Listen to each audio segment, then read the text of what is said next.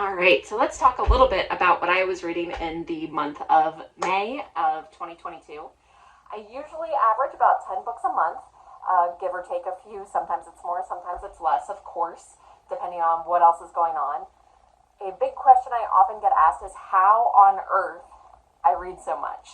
I do have a full-time job, I have a very active social life, but reading calms me. It's one way that I de-stress. So I do read every night before bed. It helps me sleep. Sometimes it helps keep me awake too. We all know how that goes, particularly the book I'm reading now that I'll tell you about in the next video. Also, I always have a book in my purse. So if I'm sitting waiting at the doctor's office or I'm in line somewhere, you're as likely as not to see me pull out a book and start reading if I think it's going to be a little while. I also often tend to have multiple books going at once so that I have something to fit every mood, every season, sort of where I am in headspace that day, because not every book fits every mood and is the book that you want to read in that moment on that day. So with that, I'm going to start telling you a little bit about what I was reading during the month of May. So we all have those books that are like old friends, right? A friend of mine and I call them comfort books. Unfortunately, I had a friend pass away unexpectedly during the month of May, and it really messed with me more than I thought it would. I'm very sad that he's no longer with us, but that's when I really wanted to turn to some books that I've read before, but that feel like old friends. So the first couple I turned around is a series I have not read in a long time, but is one of my very early favorites. I know you can't see the title here, but this is Anne of Green Gables, and you can see her little picture there. I'll tell you a story about this book in a minute. And Anne of Avonlea, which is the second book in this series. What I can tell you about this, when I was little, my mom would take us to the outlets every year to buy all of our back to school clothes. My siblings are a lot older, so they were already out of school. And when I was about 6 years old, my mom and I got in the car and drove the couple of hours to the outlets, and we spent all day back to school shopping. This was never my favorite thing. I am not a big shopping girl unless it's for books. And at the end of the day, Mom took me into the bookstore, and she was bound and determined to find me something very particular. And she knew what she was looking for, but she didn't really tell me. And what she bought me was this book. Now, at 6 years old, this is a hardback. You can see it's kind of getting a little raggedy there. It was wrapped in cellophane, so tight, so pristine, so new. It was a hardback book. It was expensive. And she gave it to me, and it was a very big deal at the time, and she made a whole big deal about, taking good care of it and making sure that it stayed nice for many years to come. But she just thought that I would love the story. And you know what? She was right. Anne of Green Gables was written by a woman named L.M. Montgomery, Lucy Maud Montgomery, to be exact. Lucy lived in Canada, particularly on Prince Edward Island. And she started writing Anne of Green Gables as something that went into their church newsletter every week, and it was sort of a serial. And it was hugely popular, and it eventually went on to become a series of 8 books, telling the story of Anne, her friends, and family. And there are also spin-off books as well, which I've also read and enjoy. But Ellen Montgomery's descriptions of things are out of this world. She has a way of really making a picture come alive. And it's very simple, set in the 1900s. But Anne Shirley is an 11-year-old girl who's been orphaned. And she's been passed from home to home. She's been sort of adopted repeatedly, and then they kind of send her back like an old dog they don't want anymore when their situation changes or whatever. And finally, she's getting adopted again. She is so excited. She rides on the train. She goes to this beautiful place called Prince Edward Island, which is a real place. Because of this book, I've been there on vacation. It's gorgeous. It's very kind of quiet, slow, sleepy, very relaxing. I highly recommend it. And when she gets there, it's only to find out that Marilla and Matthew Cuthbert, who she thought were going to adopt her and be her forever family, actually had sent away for a boy. Anne is not a boy. But much to her joy and happiness, while it goes completely against their original plan, Marilla and Matthew decide to adopt her. Now, being a redheaded girl, I really identified with Anne. I am a redheaded girl, so it was really fun to see myself represented.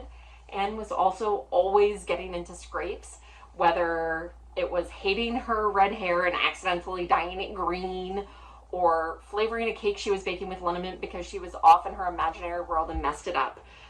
I just loved her. I have always loved her. This is one of my go-to favorite books. So when I was so upset this month and needed an old friend to spend some time with, Anne was the first person I thought of. So I reread the first book in the series, Anne of Green Gables, and the second book, Anne of Avonlea, where we really see Anne come of age. It is a different time back then. She's 16 at the end of the second book, but she's really gone away to teacher school. She started teaching. She's finding her way, finding her life, and making her future plans. And it really is like having a cup of tea with an old friend when I pick up any of these books. Any of you ever read Anne of Green Gables? Like it, love it, hate it? Share your thoughts below. I'd love to hear them. I know we all have different tastes and different propensities, and that's one of the things that makes reading so fun. The next book I read in May was another comfort book. This one I have not loved since I was 6, like Anne of Green Gables, but this one I came across a couple of years ago. I lost my job unexpectedly, and I was going through that fun employment phase, and I went to the bookstore and was wandering around because that always makes me feel better. And I came across this book, A Discovery of Witches by Deborah Harkness. This is also the first book in a series. It is actually a trilogy and has one spinoff so far and hopefully more to come. This is like nerdy grown-up Harry Potter. I was a history major in school. Deborah Harkness is actually a history professor who has written scholarly work, but really got inspired to write this story of witches, demons, real world. So, Discovery of Witches, we meet Diana, who is a witch, and Matthew, a vampire. And this witch is researching a paper she's writing on the history of science and pulls up a magical book from the Bodleian Library at Oxford. And all of a sudden, everybody is all Twitter-pated. I don't know if that's actually a word, but my friends and I use it, so I'm using it here. Because this book has been lost for hundreds of years, and they believe that it carries the secrets to everything. And everybody has different beliefs about what exactly is in this book and is out to get it. And what's worse, the witch who called it up has been denying her powers and trying to hide them and not use them for years and years and years. And maybe, just maybe, it's time to start being herself and she can't hide anymore. If you love Harry Potter, if you're a history nerd, if you just like magic and witches and demons and vampires, I can highly recommend this and the 2 that follow it up, which I'm sure I will talk about again probably this month. I came across it during that fun employment year and fell in love. This was made into a series on English television in the last couple of years, and the last season just aired and is available on Sundance Now and on AMC. I highly recommend those as well. They did 1 season of the series per book, and I think that works out really well. They didn't leave out a ton. They do start to weave in some of the story earlier in the television series, so I would suggest not watching it until you've read the whole thing. If you're the person who likes to read, then watch. But overall, I thought it was really well done, and I can highly recommend both of those. So what are your thoughts on Discovery of Witches? Do you like the witches, the magic, the demons, or what? Comment below and let me know. The next 2 books I read in May are not comfort books. I've moved out of that phase a little bit. I'm never completely out of that phase. But the first one was a reread, and I'll talk about why. So the first book, it is a reread, is called The Lost Queen by Signe Pike. Signe Pike is an author of a travel memoir that takes place in the Ireland, Scotland, Celtic region, which I haven't read.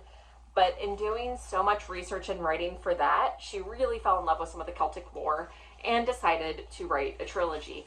I won this first book, The Lost Queen, which is a little battered, you can see, in a Goodreads giveaway. Again, if you don't know about them, check it out on Goodreads. It has saved my book budget a lot. You can win advanced reader copies of new books. I've also won some already existing books there as well. But it's always fun to get surprise book mail. So I reread that because the second book in the trilogy came out a few months ago, The Forgotten Kingdom, and I picked that one up, and I wanted to remind myself of what happened in the first one before I read the second one. So I'm going to talk about these two books together. And there is a third one coming out, but I don't think, at least as of right now, that there's a publication date yet. I think she's still working on it and getting it figured out. But The Forgotten Kingdom and The Lost Queen are actually a twist on the Arthurian legend. The Sword and the Stone, King Arthur, Merlin, the Knights of the Round Table, all of that. It turns out that the character of Merlin, at least according to Signe Pike, which I have not vetted and verified, but I'm going with it for now, was actually a twin. And in this book, he's named after sort of his title, which is Lailoken. Lailoken actually had a twin sister, Langareth. And Langareth becomes, in her own right, a very, very powerful queen of Scotland. And Signe Pike was fascinated by her story, so she tells the story of both Lailoken and Langareth. So we really get to see that time of Arthur through a powerful female figure's eyes, which is something that really means a lot to me. I'm sure also means a lot to a lot of you. You know, there's love, there's war, there's battle, there's loss. Really got something for everyone in both of these stories. And in The Forgotten Kingdom, we get more into Langareth's children. We get into her marriage. We get into what it's like to be an adult, whereas The Lost Queen is really sort of her formative years, growing up, finding her place, figuring out the difference between duty and love and want, and what the right path for her and for her people is. Religion figures prominently in here. They are in the process of Christianizing Scotland, so there is a battle between the old way and the new way, and Langareth is a queen of the old way and follows the old religion very well. Her mother was a druid. Her brother is a druid. It's all around, so it's really interesting to sort of see both sides of that story as well, how that plays out. Again, very engaging. I can't wait for the third book to come out. Signe Pike, I hope you're working on it and that it's coming soon. But these really hit that magical myths, legend, sweet spot as well. All right, as I mentioned earlier, I really do like to read anything and everything, and here's where we're getting into that bit of a different story. I won this book, The Tears of the Man Flow Inward, also in a Goodreads giveaway. And it is by Pacifique Irankunda, and it's about growing up in the civil war in Burundi, which is a country in Africa. The writing, for some reason, and whether I'm right or wrong, you can check it out and let me know your thoughts, reminded me very much of William Faulkner. It was very simple, to the point, yet powerful. You know where the title comes from when you read the book. Pacifique is really talking about growing up in an impossible time. He was 4 years old when a civil war broke out in his country and people were persecuted based on their ethnic background. He talks about, having to hide from the soldiers and sleep in the woods. But I also found this to be really more of a cultural history than it was about his experiences living through the Civil War. He moved to the U.S. and reflected a lot, and he wants to fix his country, and he talks more about their cultural history and ways he thinks they could have avoided war or can stop from going back there by reawakening some historic cultural specialties that they had prior to colonialization. So if you're looking for really like a war-torn, tragic story, this isn't it. There is a little bit of that in there, but it's really much more of a cultural history of the country in which he grew up. It's a very, very short, quick read. It's about 180 pages. I could have finished it in an afternoon. I was traveling for work. I didn't. It took me a couple of days. But definitely something worth picking up to learn a little bit more about different cultures out there and different history of things and how colonialization really changed things and some of the different ways that Civil War looked like, because it's not always what we think it is. All right, last and certainly not least for the month of May, again, wide and varied reading interests. The last book I read for May was this, To the River's End by William W. Johnstone and his nephew, J.A. Johnstone. I did look that up. This was my first book by these two, and it was a Between the Chapters pick. It's another one that I won in a Goodreads giveaway. Again, if you haven't, check it out. I'm not paid by them or anything. It's just something that has given me stacks and stacks of books and has introduced me to a lot of authors and novels that I may not have found otherwise and that I truly enjoy and believe in, but I believe in independent bookstores and other things as well. This is a Western that is apparently what the Johnstones are known for writing and have written many, many bestsellers. As I said, this is really my first experience of them. But it tells the story of Luke. Luke has been a fur trapper for the American Fur Company for 5 years. And he has started thinking that maybe it's time. He's worked enough. It was sort of like an indentured deal where you had to work so much to pay off your weapon, your horse, your equipment. He's worked enough to do that. He's worked a little over that, and he's ready to break out and go on his own. And as he makes that decision, on his way back to what they call rendezvous, which is where all of the fur trappers bring the beaver fur to sell to the companies that buy it to make into hats or whatever they're going to make out of it, he stops because he thinks he senses beaver around, and he's got this sixth sense about these things. And his party goes on. Events happen. And rather than going out on his own, Luke ends up meeting a guy who goes by the name of Jug, because he likes to drink his whiskey out of a jug, not any newfangled containers. And he and Jug go out hunting together. And they decide to go into a territory that's owned by a rival fur trapping company. And not only that, it is smack in the heart of Blackfoot Indian territory. And the Blackfeet, they also hunt beaver and sell it to this American company. And they don't take too kindly to trespassers. So there's plenty of battles, there is a little bit of love, there's plenty of hunting. They spend a long year out in the wilderness, and this is the story of one rendezvous to the next and what happens to them. I did feel like the love story was a little contrived, a little last minute. It was definitely written by a man, which I know doesn't necessarily mean anything. I'm saying that a little bit facetiously, but it just seems to sort of come out of nowhere. And I think parts of the story were very unrealistic, and I found borderline unbelievable, but it was a super fun story to read. One that I would have no problem saying, like, pick it up if you see it. Not one that I'm in love with. The ones I'm in love with often end up on my bookshelf. This is one that's going to end up in the little free library shortly.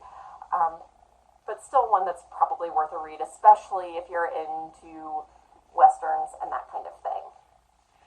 Anyway, if you liked anything that I said or talked about, please comment below. Let me know what you think, if you've read any of these books, what your favorite is. If you pick up any of them to read since I talked about it, please let me know what you think. If there's anything you like and want to see more of, let me know that too. If there's something you hated and wanted to see less of, hey, I like constructive criticism too. Please, please, please let me know. Otherwise, I'll be posting again in a couple of weeks with what I've read in the first half of June. So don't forget to like and subscribe to this channel and click on that little bell so you get the notifications when I post again. I look forward to talking to you next time, and don't forget to keep reading.